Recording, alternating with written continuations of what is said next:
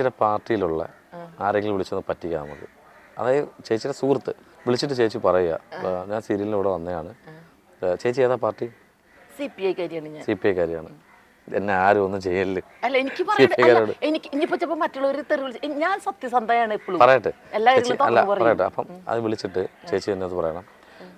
ഇത് ലൊക്കേഷനിൽ പിന്നെ നമ്മുടെ പാർട്ടിയുടെ ആരെങ്കിലും ഇവിടെ പരിചയമുണ്ടോ, ഇവിടെ സീരിയൽ നടക്കാൻ പറ്റത്തില്ല എന്ന് പറഞ്ഞിട്ട് ഇവിടെ ബഹളം വെക്കുന്നു, നീ ഒന്ന് ഇവിടെ വരെ വരാൻ പറ്റും ചോദിക്കണം. ആ പ്രാങ്കാണ്, പ്രാങ്ക് കോളാണ്.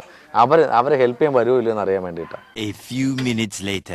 ബിന്ദു, ഞാൻ ഒരു ചെറുപ്പടലിൽ പെട്ടിരിക്കടി, നീ എന്നെ ഒന്ന് ഹെൽപ്പ്. അതെ, ഞാനിവിടെ ഷൂട്ടിന് വന്നിരിക്കുകയാണ്. അപ്പോൾ ഇവിടെ ഷൂട്ട് നടക്കുന്ന സമയത്ത് ഇവിടെ ഇൻ്റർവ്യൂവിന് ഒരു ടീം വന്നു. അപ്പോൾ എനിക്ക് അരമണിക്കൂർ കഴിഞ്ഞിട്ടുള്ളൂ എന്ന് പറഞ്ഞപ്പോൾ ഞാനിവിടെ ഇൻ്റർവ്യൂവിന് ഇരുന്നു. ഇവർ വിളിച്ചിട്ടാണ് ഞാൻ ഇരുന്ന് കഴിഞ്ഞപ്പോൾ ഇവർ ഇൻ്റർവ്യൂ കഴിഞ്ഞപ്പോൾ എന്നോട് അവർക്ക് 25,000 രൂപ വേണമെന്ന് ഞാൻ വിളിച്ചിട്ടാണ്.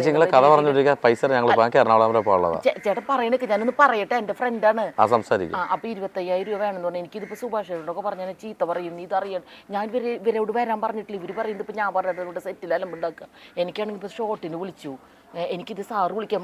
സാറ് പറഞ്ഞു മഞ്ജുവിനോട് ആരാ പോകാൻ പറഞ്ഞ്, ഞങ്ങളോട് ചോദിക്കേണ്ട ഇൻ്റർവ്യൂവിന് ആരാ പറഞ്ഞ്. അപ്പം ഞാൻ എനിക്കിപ്പോൾ സംസാരിക്കാൻ പറ്റാത്ത ഞാൻ പറയണത്, എന്നെ ഇപ്പോൾ ഷൂട്ടിന് വിളിച്ചു. എനിക്ക് പറയാൻ എൻ്റെ കൂട്ടുകാരിയാണ്. അല്ല ബിന്ദു, നീ പറയ്.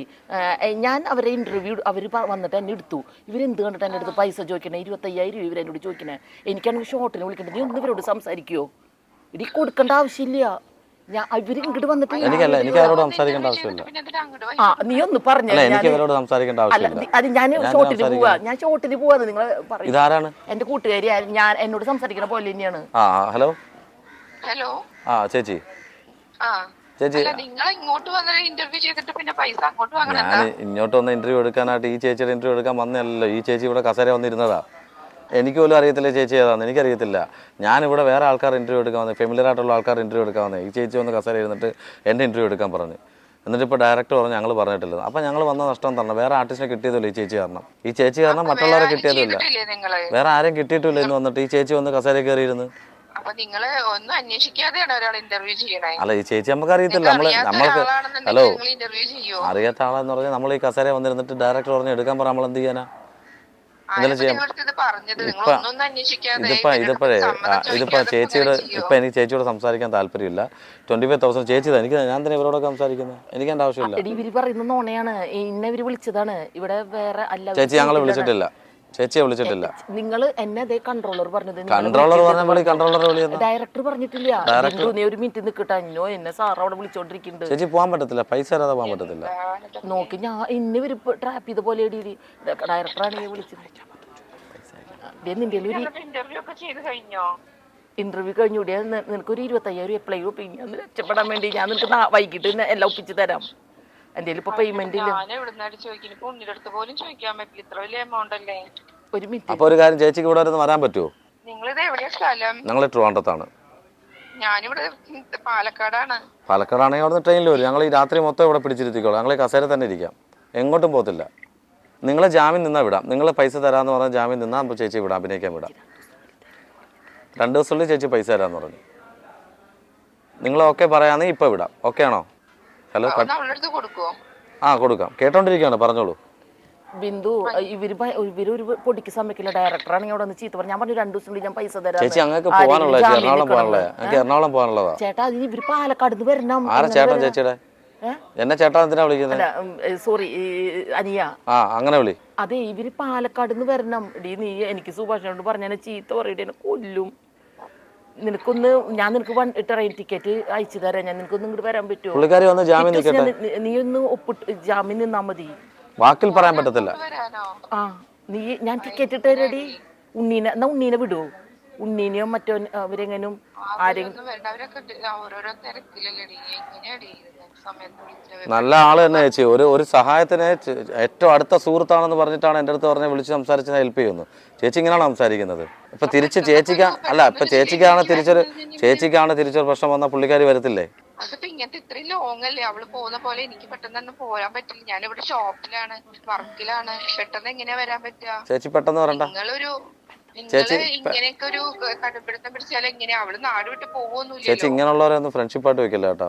അതുകൊണ്ട് ഇതാണ് ഫ്രണ്ട്, ഭയങ്കര ഡീപ്പാണ്, ആത്മാർത്ഥമാണെന്നൊക്കെ പറഞ്ഞിട്ട് എന്താ ഒരു ബന്ധവും ഇല്ല. വരാൻ പറ്റാൻ ചേച്ചി പൈസ അല്ലേ മാല ഉരിഞ്ഞ്, ആ മാല ഉരിഞ്ഞ് ഇത് സ്വർണ്ണല്ല, അപ്പൊ എല്ലാം വെള്ളിയിട്ടുണ്ടാ ഇരിക്കുന്നില്ലേ. അപ്പൊ എന്തായാലും ശരി ബിന്ദു ചേച്ചി, ശരി. അപ്പം ഞങ്ങൾ movie world media mini screen എന്ന് പറഞ്ഞൊരു ചാനലിൽ നിന്ന് ഇൻ്റർവ്യൂ എടുത്തുന്നത് ചേച്ചിക്ക് ഒരു പ്രാങ്ക് കോൾ തന്നെയാണ്. ഒരു കോൾ ചെയ്തിട്ട് ബെസ്റ്റ് ഫ്രണ്ടിന് ഒരു പണി തരാൻ വേണ്ടി വിളിച്ചതാണ്. ചേച്ചി വരാൻ വേണ്ട, ആ കടയിൽ നിന്ന് ജോലി ചെയ്തോളൂ കേട്ടോ. ഞാൻ ആ ചേച്ചിയുടെ കൊടുക്കാം. എൻ്റെ പേര് അനീഷ് ഖാൻ എന്നാണ് കേട്ടോ. നീ എന്നെ നാറ്റിച്ചില്ലടി, നീ എൻ്റെ ബെസ്റ്റ് ഫ്രണ്ട് എന്ത് ചങ്കാണെന്നൊക്കെ പറഞ്ഞു നീ ഓടി വരാന്ന് പറഞ്ഞില്ലല്ലോ. ഞാൻ ഓടി വരാന്നല്ലേ, നീ എന്നെ നല്ല രീതിയിൽ വിളിച്ചിട്ട് എനിക്ക് വരാൻ പറ്റുന്ന, പിന്നെ പെട്ടെന്നൊക്കെ വിളിച്ച് ഒരു മുന്നറിയിപ്പ്. ആ ചേച്ചിയുടെ സൗണ്ട് അടച്ചു കേട്ടോ. തോന്നി.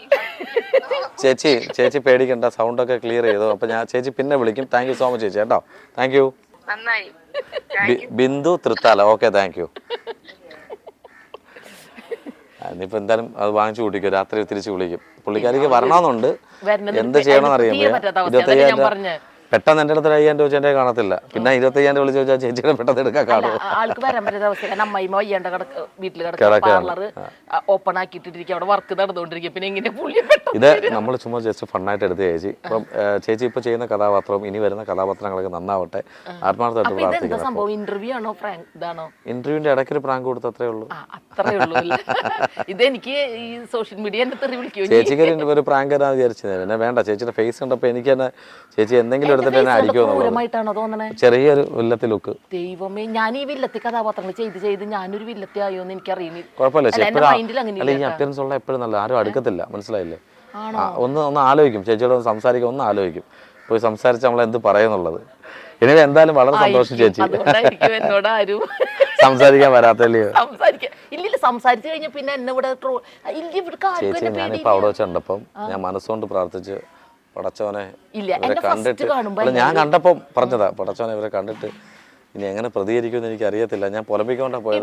കണ്ടപ്പോ ഞാൻ കണ്ടേ എന്നെ ഫസ്റ്റ് കാണുന്നവരെല്ലാവരും ഒന്ന് പറയാറുണ്ട്, ഓ ഒരു ചാടയെന്ന് തോന്നുന്നുണ്ട്, ഒരു പ്രശ്നക്കാരിയെന്ന് തോന്നുന്നുണ്ട്. പക്ഷെ എന്നെ അടുത്തിടപെടുക പിന്നെ ആ സെറ്റിലെ എന്നെ ട്രോളി കൊല്ലണത് തന്നെയായിരിക്കും. അല്ല ഇപ്പൊ നീ ട്രോളിക്കോളൂ, ഇപ്പൊ ഈ ഇന്റർവ്യൂ കഴിയുമ്പോൾ ഞാൻ ട്രോളി വന്നോളൂ. അപ്പോൾ നമ്മുടെ മൂവികളുടെ മിനി സ്ക്രീനിലെ പ്രേക്ഷകരോടെ ചേച്ചി എന്താ പറയാനുള്ളത്? പ്രേക്ഷകർ എനിക്ക് ഭയങ്കര സപ്പോർട്ടാണ്. കാരണം ഞാൻ ചെയ്ത സീരിയലുകളിൽ എന്നെ ഏറ്റവും ഇഷ്ടപ്പെട്ടത് ദശയുടെ ക്യാരക്ടർ. അപ്പം എന്നെ അതുപോലെ ഞാൻ അമ്പാലിക എന്നൊരു കാര്യം എന്നെ ഇപ്പോൾ കാണുമ്പോൾ എല്ലാവരും ദശ വിളിക്കണേ, അതെനിക്കൊരു ഭയങ്കര പോസിറ്റീവായിട്ടുള്ളൊരു ദശ.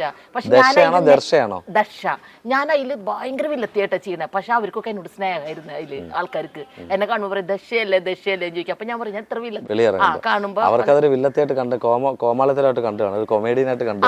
ഞാൻ ഇത്രയും നെഗറ്റീവ് ചെയ്തിട്ട് അല്ല അതൊരു കോമഡി വല്ലതും കാണിക്കുന്നുണ്ടോ? വില്ലത്തി കോമഡി ഒന്നുമില്ല, വെടി തോക്കൊക്കെ എടുത്തിട്ടാണ് കളി. ആ തോക്കെടുക്കുന്ന ആൾക്കാർക്ക് ചിരി വരുന്നത് അതുകൊണ്ടായിരിക്കും. അതല്ല, എന്നോടൊരാള് വ്യക്തമായിട്ട് എന്നോട് പറഞ്ഞു, നിങ്ങളുടെ മുഖത്തൊരു വില്ലത്തരം ഇല്ല, നിങ്ങളുടെ പെരുമാറ്റത്തിലും ഇല്ല, നിങ്ങളെ കൊണ്ട് സീരിയലായാലും അത് ചെയ്യിപ്പിക്കുക, അടിച്ചേൽപ്പിക്കാന്ന്. അപ്പൊ അങ്ങനെ അടിച്ചേൽപ്പിച്ചിട്ടുള്ള വില്ലത്തരാണ് എന്റെ മുഖത്ത്.